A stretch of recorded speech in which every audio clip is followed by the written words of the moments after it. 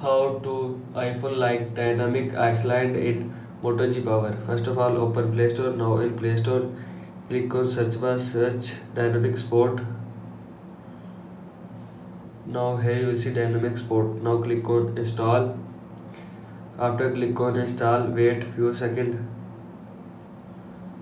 After complete installation, click on open. Click on next. Now here you will see four options. Select apps, notification access, draw on screen, data protection. First of all, click on select app. Now here you will see app. Select app that you want, and if you want to select all, then click on all. Now go back. After that, click on notification access. Again click on notification access. Click on dynamic sport and turn on this button. After turning on this button, click on allow. Now click on draw on screen. Click on allow. Again click on draw on screen. Click on next.